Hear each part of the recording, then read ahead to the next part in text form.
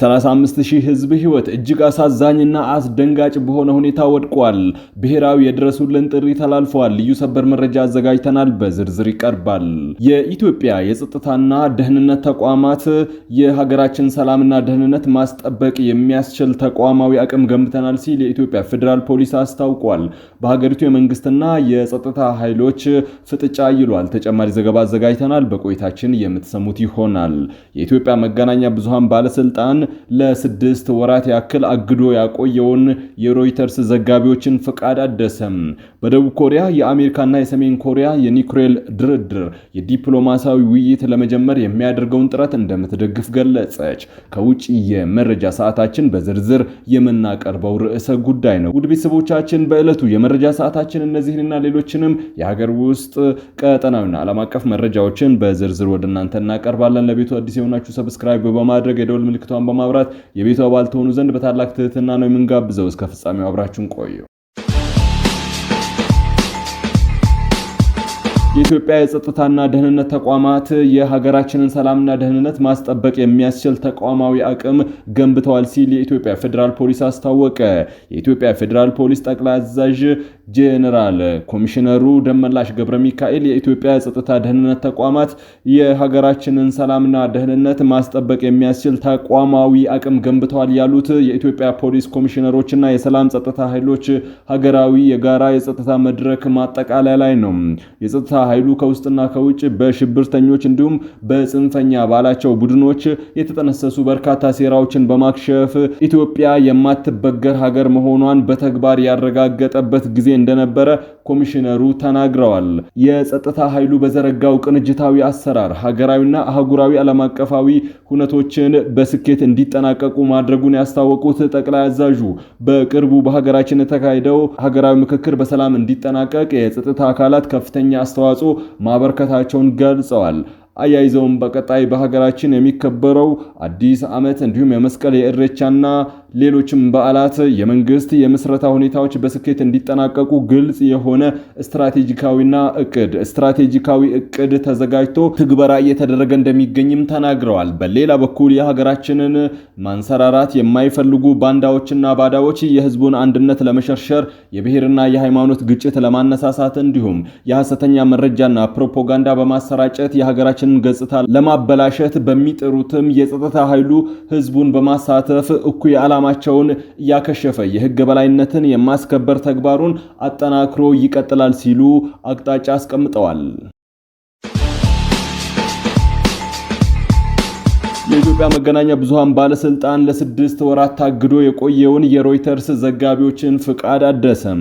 የኢትዮጵያ መገናኛ ብዙሃን ባለስልጣን ከዓለም አቀፉ የዜና ተቋም ሮይተርስ የሥራ ኃላፊዎች ጋር ከተወያየ በኋላ ላለፉት 6 ወራት ታግዶ የቆየውን የ3 ቋሚ የዜና ወኪሎችን የዘገባ ፍቃድ ማደሱን አስታውቋል።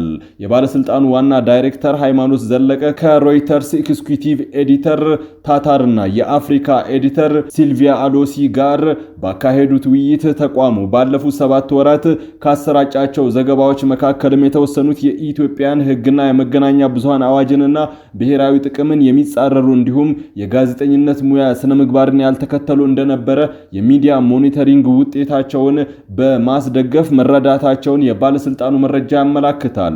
ዋና ዳይሬክተሩ አክለውም ሮይተርስ ከቅርብ ጊዜ ወዲህ ያሰራጫቸው አንዳንዶቹ ዘገባዎች በሚዛናዊነት በትክክለኛነትና በተአማኝነት በኩል ክፍተት የነበረባቸው ወደ አንድ ወገን ያደሉ እንደነበሩ ገልጸው ለተስተዋሉት የሕግና የሙያ ስነ ምግባር ጥሰቶች አስፈላጊውን እርማት ሊያደርጉ እንደሚገባ አጽንኦት ሰጥተዋል።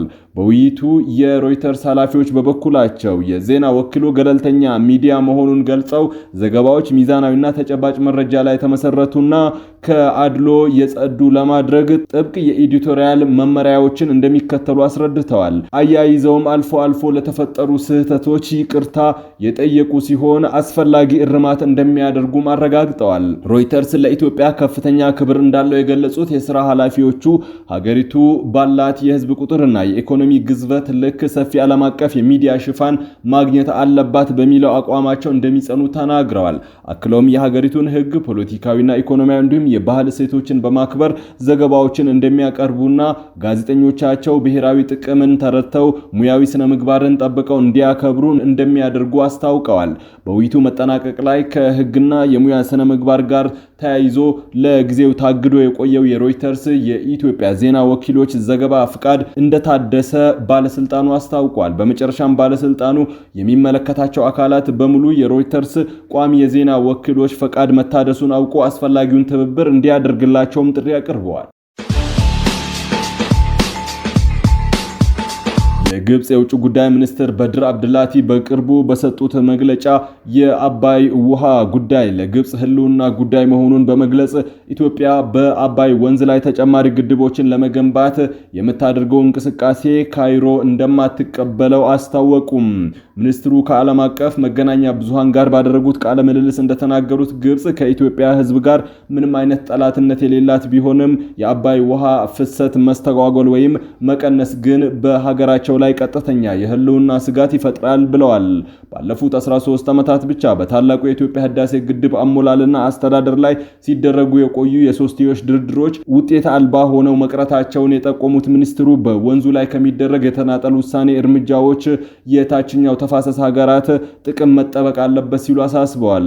በተጨማሪም አብድላቲ ግብጽ የውሃ ደህንነቷንና ብሔራዊ ጥቅሟን በዓለም አቀፍ ህግ መሰረት የመጠበቅ ህጋዊ መብት እንዳላት አጽንኦት ሰጥተው ተናግረዋል። ሀገራቸው በአባይ ወንዝ ላይ አዳዲስ ፕሮጀክቶች በሚገነቡበት ሁኔታ ላይ የተናጠል ውሳኔዎችን የማትቀበል መሆኑን በመግለጽ የጋራ ስምምነትና ህጋዊ ማዕቀፍ አስፈላጊ እንደሆነ አሳስበዋል።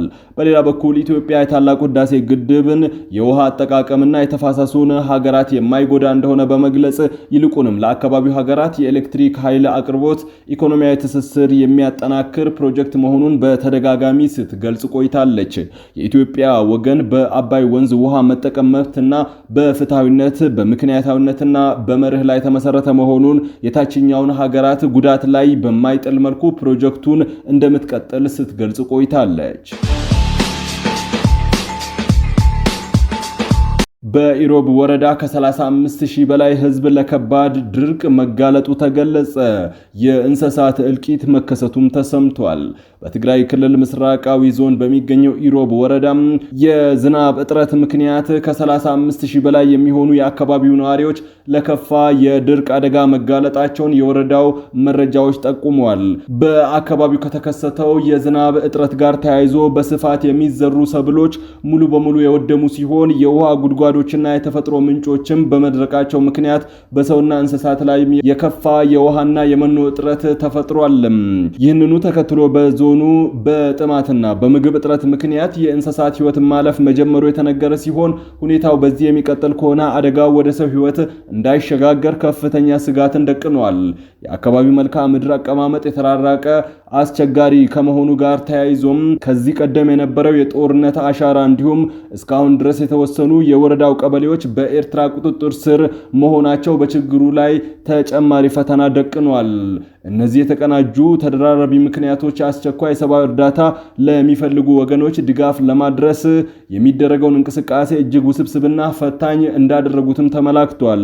የችግሩን አጣዳፊነት ያሰመሩበት የወረዳው አስተዳደር አካላት የአካባቢው ነዋሪዎች ይበልጥ የከፋ የሰውና የእንስሳት እልቂት ከመከሰት ለመታደግ ሰፊ ርብርብ እንዲደረግም አሳስበዋል።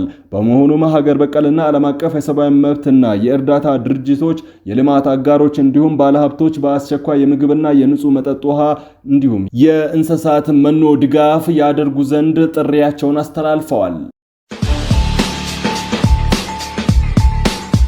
ደቡብ ኮሪያ፣ አሜሪካና ሰሜን ኮሪያ የኒውክሌር ድርድርና ዲፕሎማሲያዊ ውይይት ለመጀመር የሚያደርጉትን ጥረት እንደምትደግፍ ገለጸች።